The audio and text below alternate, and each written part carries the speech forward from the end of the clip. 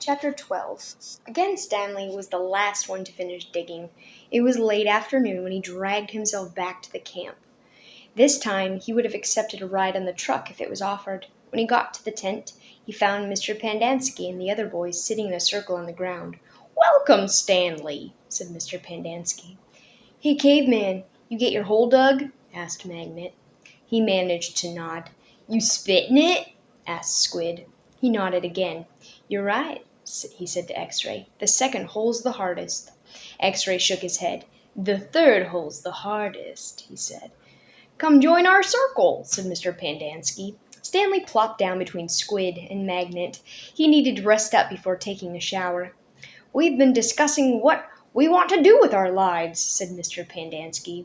"We're not going to be at Camp Green Lake forever. We need to prepare for the day when we leave here and join the rest of society."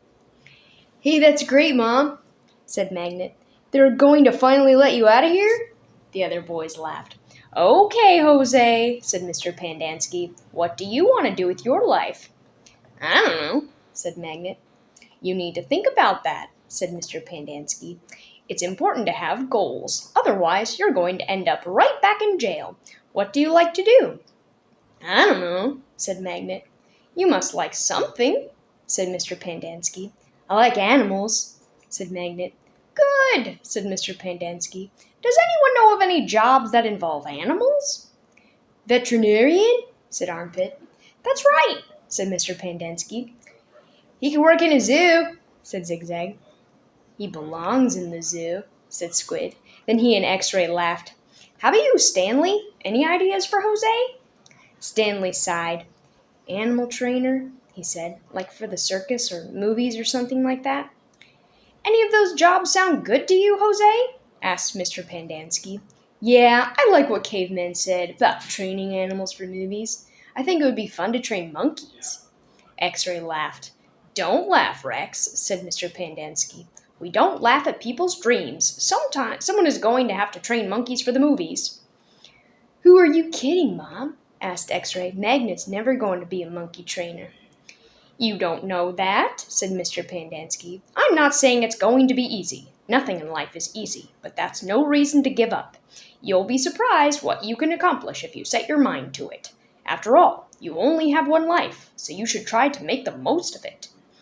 Stanley tried to figure out what he'd say if Mr. Pandansky asked him what he wanted to do with his life. He used to think he wanted to work for the FBI, but this didn't seem the appropriate place to mention that. "So far, you've all done a pretty good job at messing up your lives," said Mr. Pandansky. "I know you think you're cool." He looked at Stanley. "So you're a caveman now, huh? You like digging holes, caveman?" Stanley didn't know what to say. "Well, let me tell you something, caveman. You are here on account of one person. If it wasn't for that person, you wouldn't be here digging holes in the hot sun.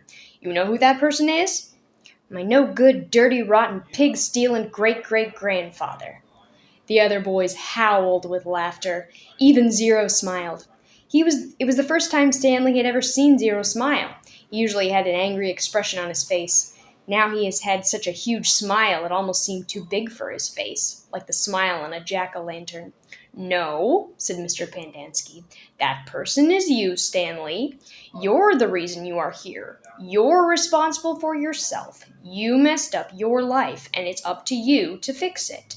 No one else is going to do it for you, for any of you."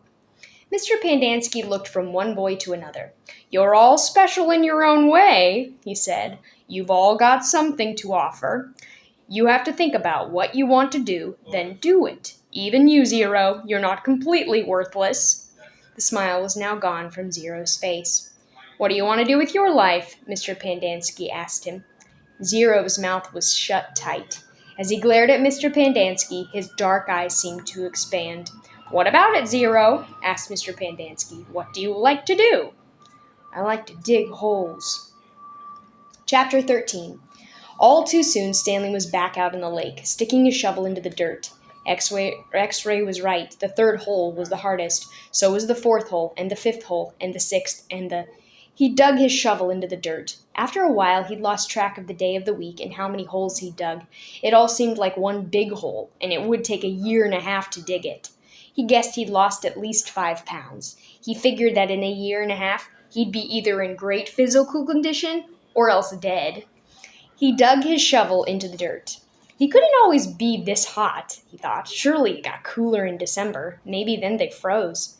He dug his shovel into the dirt. His skin had gotten tougher. It didn't hurt so much to hold the shovel.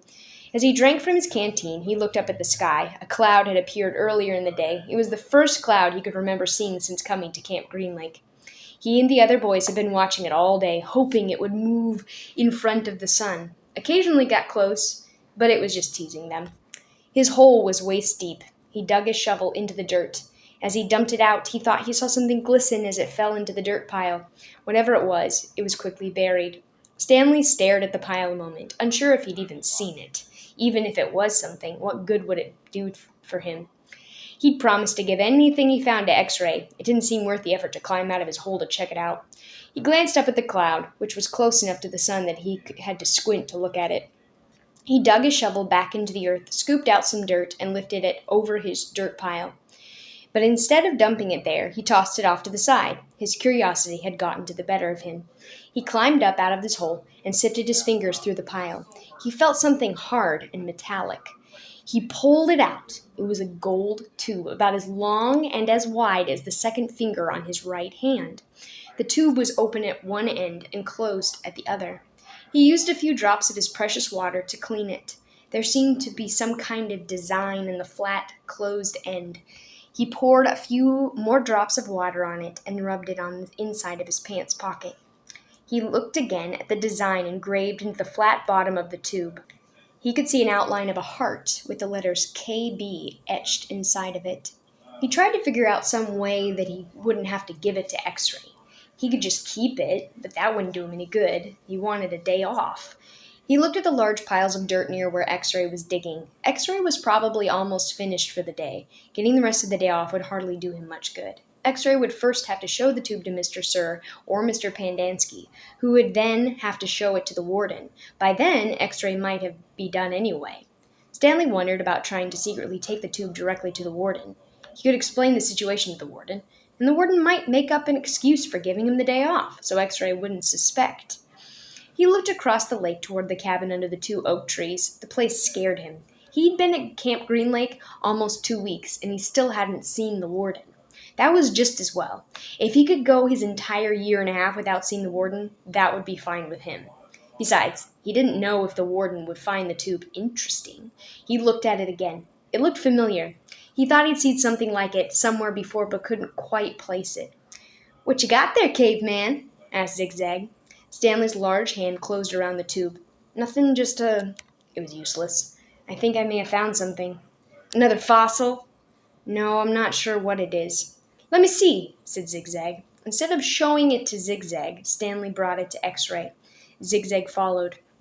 X-Ray looked at the tube, then rubbed his dirty glasses on his dirty shirt and looked at the tube again.